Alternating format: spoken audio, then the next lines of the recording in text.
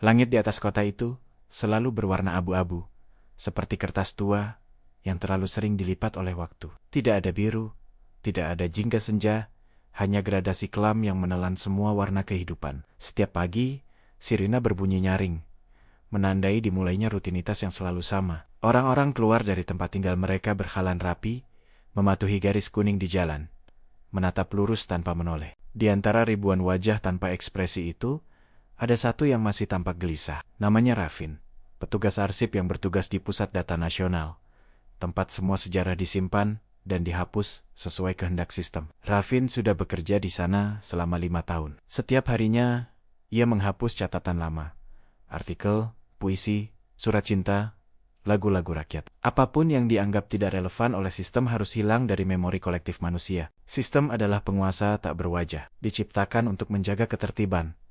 Setelah perang besar, kini menjadi penentu hidup dan mati. Menentukan siapa yang layak mengingat dan siapa yang harus lupa.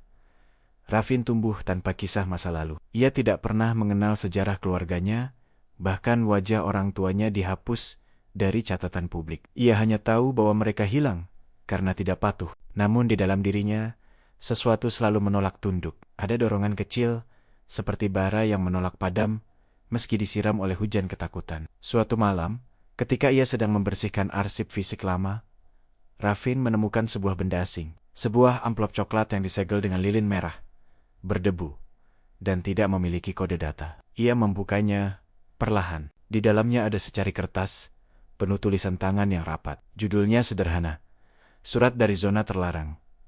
Isi surat itu menceritakan tempat di luar tembok kota, di mana sistem tidak berkuasa. Sebuah wilayah yang dikatakan berbahaya, penuh radiasi, tapi di sanalah manusia masih bisa tertawa dan bernyanyi tanpa sensor. Rafin membaca berulang kali, hingga hafal setiap katanya. Di akhir surat itu, tertulis kalimat yang menusuk hatinya.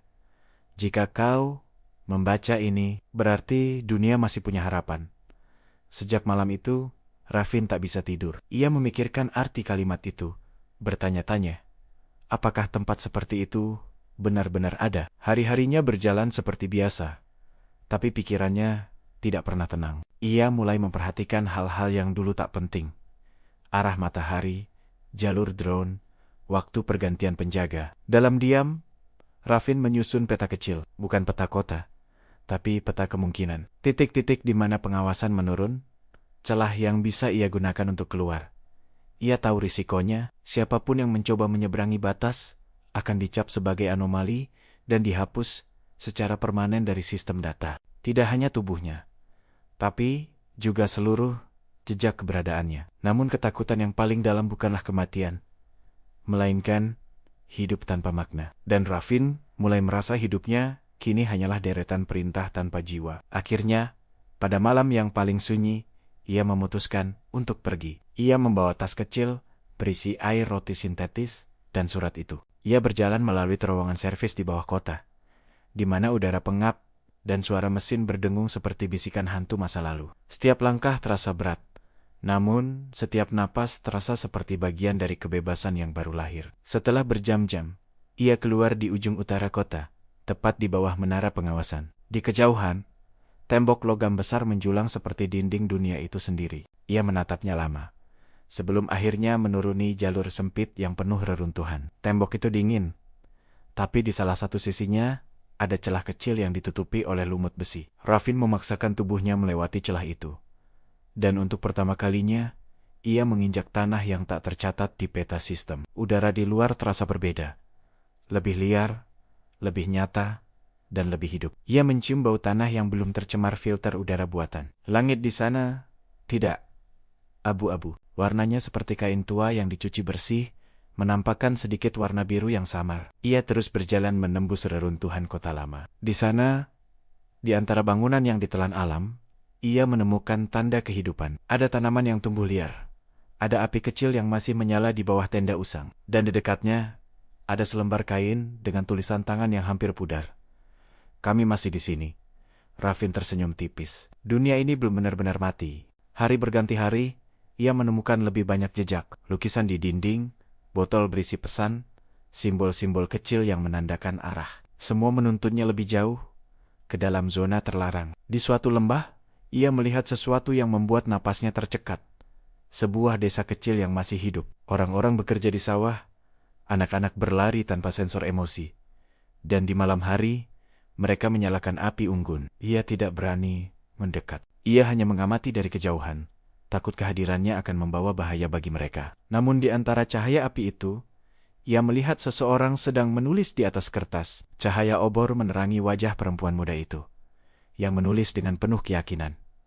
Raffin tahu, ia sedang menulis sesuatu yang penting. Mungkin surat lain, mungkin catatan masa depan. Malam itu, Raffin kembali ke tempat persembunyiannya dan menulis suratnya sendiri. Ia menulis tentang perjalanan, tentang keberanian kecil, tentang arti melangkah melawan dunia yang telah menyerah. Ia tahu, ia mungkin tak akan bertahan lama. Drone system bisa saja menemukannya kapan saja.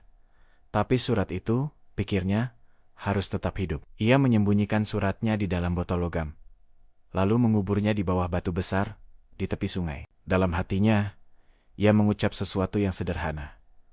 Jika dunia membaca ini, suatu hari nanti, semoga mereka tahu bahwa kita pernah mencoba.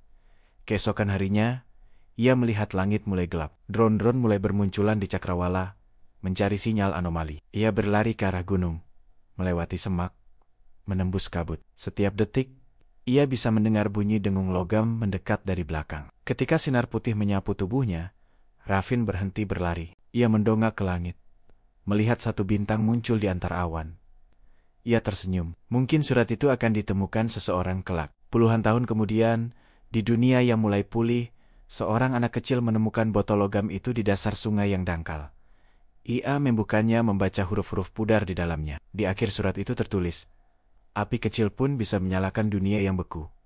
Anak itu menatap ke langit, yang kini biru terang tanpa kabut. Ia tidak tahu siapa Raffin, tapi ia tahu ia harus melanjutkan sesuatu yang pernah dimulai. Dan di bawah cahaya pagi, dengan tangan kecilnya, ia mulai menulis surat baru. Karena harapan selalu menemukan jalannya sendiri, seperti air yang terus mengalir, meski batu mencoba menghalangi. Dan di dunia yang dulu kehilangan suaranya, suara itu kembali bergema, pelan, tapi nyata. Sebuah pemberontakan kecil yang menyalakan kembali arti menjadi manusia.